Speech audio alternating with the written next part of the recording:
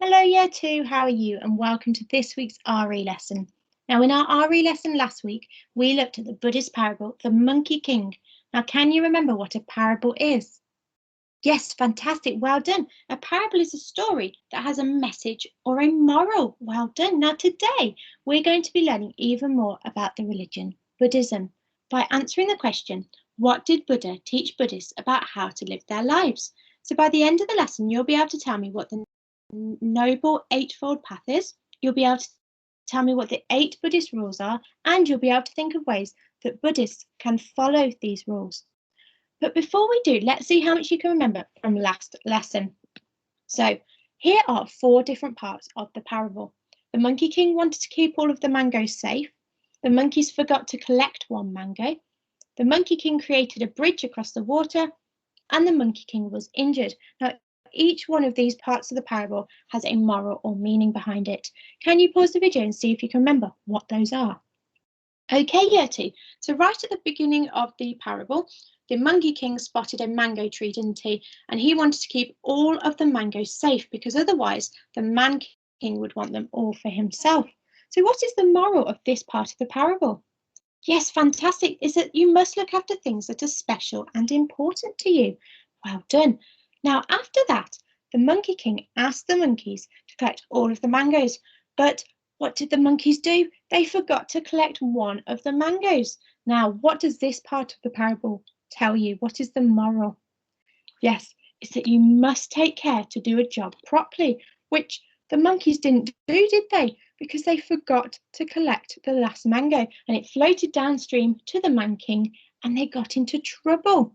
Okay, next, the Monkey King created a bridge across the water because after the Man King found the mango, he ordered his soldiers to come with their bows and arrows to find the mangoes.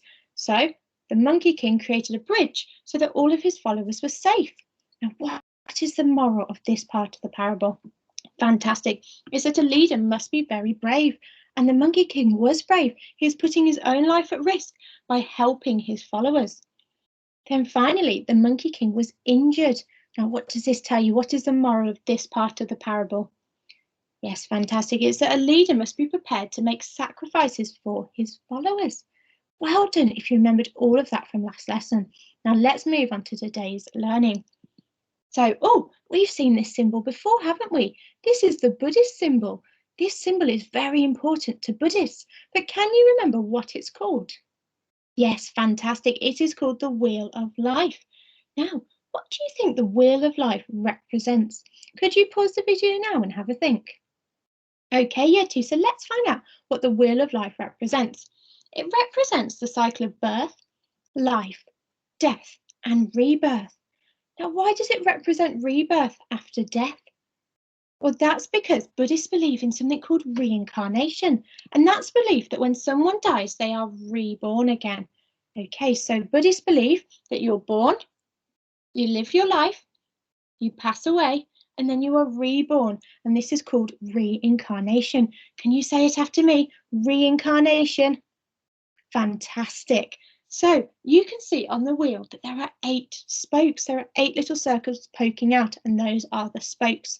And they remind Buddhists that Buddha taught about 8 ways to live your life. I wonder what those are. We'll be looking more closely at those in a little while. So I've just told you that Buddhists believe in reincarnation.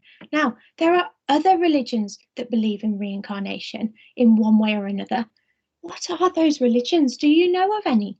And if religions don't believe in reincarnation, what do they believe in? Can you pause the video now and have a think? Okay, yeah, too. So let's find out what other religions believe in reincarnation.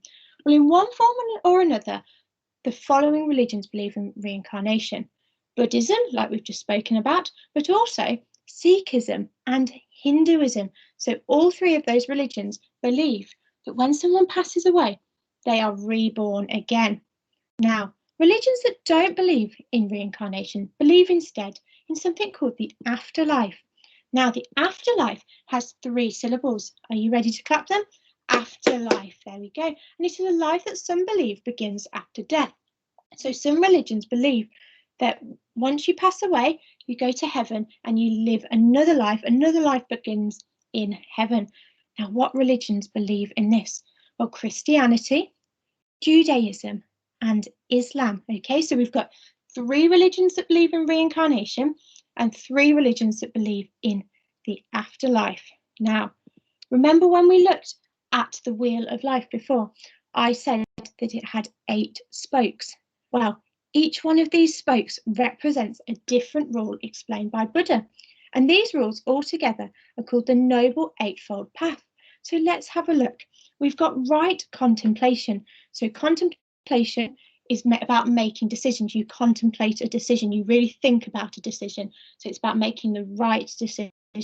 Then we've got right view. So that's to be aiming more to aim to be more like the Buddha, okay, with his teachings.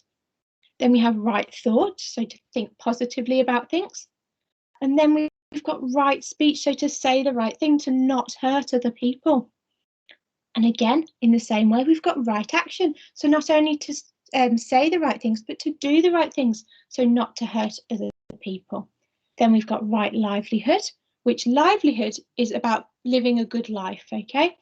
Then we've got right effort. So right effort is living a life in a kind and a positive way. And then finally, we've got right mindfulness. Now remember, when Siddhartha Gautama was under the Bodhi tree, he was meditating, wasn't he? And in all of the statues of the Buddha is meditating. So this right mindfulness is about meditation. So how to stay calm and positive about life. Okay, now don't worry about all of these. I know this is a lot of information, so I'm not going to focus on all 8 rules today. We're going to be looking at 3 of them, which is right view, right effort, and right livelihood. I'll repeat that.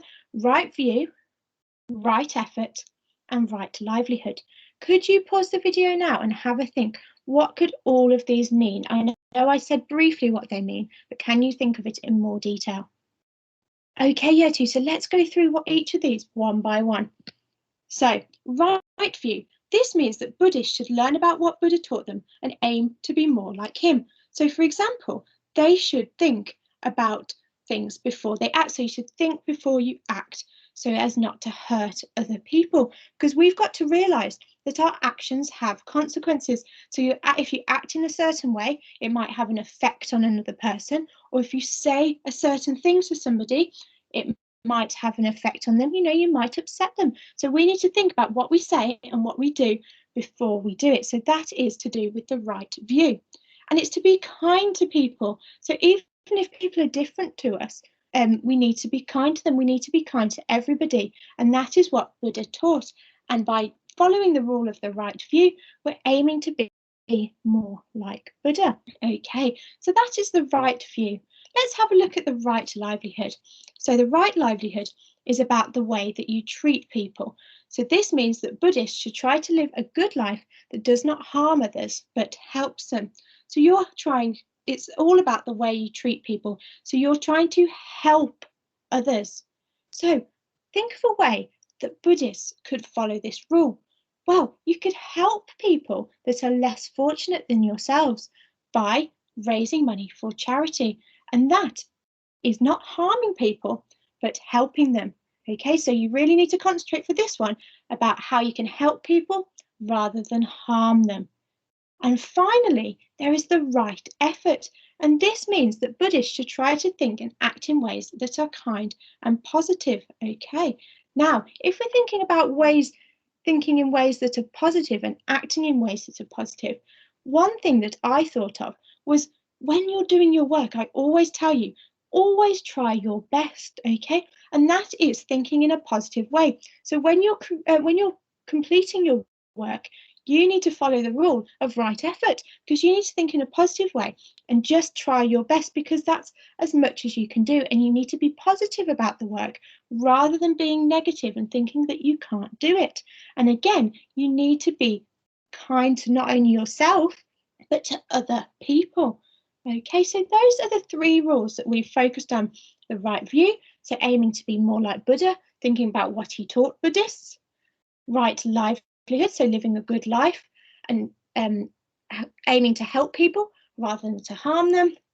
And the right effort, So you should act and think in ways that are kind and positive. So not only being kind to yourself, but being kind to others. So this is your task. You have the wheel of life here. And here are the 3 rules that we focused on. We focused on the right view, the right livelihood, and the right effort. Now, underneath it tells you what this means. So the right effort, it says to learn about what Buddha taught and aim to be like him. Right livelihood, to live a life without harming others, but helping them instead. And right effort, to always try and act in ways that are positive and kind. So what you need to do now is I'd like to think of 2 different ways that Buddhists can follow these rules in their everyday life. Now, we spoke about one of them for right livelihood, which is raising money for charity to help people that are less fortunate than you. So you could use that one if you'd like, but if you'd like to think of other ways that you can follow the right view, the right livelihood, and the right effort rules, that is also fantastic, but I'd like 2 in each. Then after you've done that, I want you to answer the question, what does the wheel represent? And write a sentence, okay? So have a think. Remember that Buddhists believe in reincarnation. Then when you pass away, you are reborn again. Okay, so I'm looking forward to seeing all the different ways that you think that Buddhists can follow these 3 rules. Well, have a lovely rest of your day, Year 2, and I'll see you in our next RE lesson. Bye!